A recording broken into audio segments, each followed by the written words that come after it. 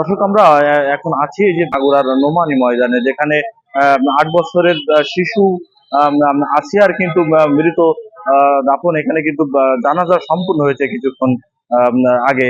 এর আগে একটি হেলিকপ্টারে কিন্তু মাগুরা স্টেডিয়ামে তার লাশ আনা হয় এবং সেখান থেকে নোমানী ময়দানে নিয়ে আসছে। এখন আসিয়ার লাশ মাগুরার শ্রীপুর উপজেলায় সফদলপুর ইউনিয়নের আহ, জারিয়া গ্রামে কিন্তু একটি কবরস্থানে তার লাশ দাফন করা হবে। দর্শক, আমরা ছিলাম সারাদিন এই আসিয়ার বিষয়ে জানতে। আমরা স্থানীয় যারা এখানে আছে জানাজার সাথে ছিল তাদের সাথে একটু কথা বলতে চাই। সে মানে যে মৃত্যু সম্পর্কে সে একটু বলবেন আমাদের, একটু বলেন। আমার বাড়ি শ্রীপুর।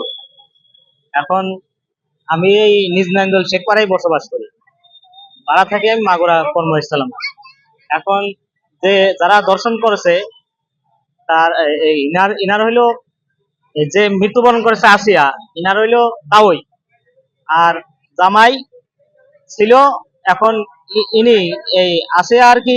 আমি পূর্বে তার দাদি শাশুড়ির কাছে আর কি শোনা যে এই ঘটনায় আপনারা কি চান? সুস্থ বিচার চান কিনা বা এই ঘটনার সুস্থ বিচার এখন মনে করেন যে সারা বাংলাদেশের জনগণ চাই যে আইনের যে প্রক্রিয়ায়, এই প্রক্রিয়ার মাধ্যমে যে তাদেরকে সঠিক তদন্ত করে সুস্থভাবে এর বিচারটা আমরা সকলেই চাই।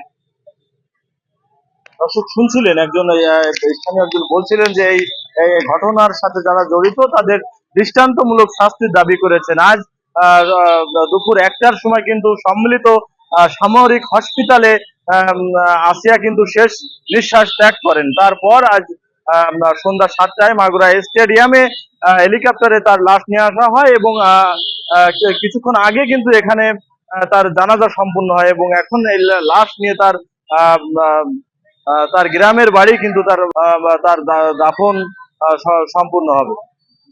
এই ছিল মাগুরা নোমানী ময়দান থেকে আসিয়ার মৃত্যুর সর্বশেষ সংবাদ। H M Rajib, Channel S, Magura.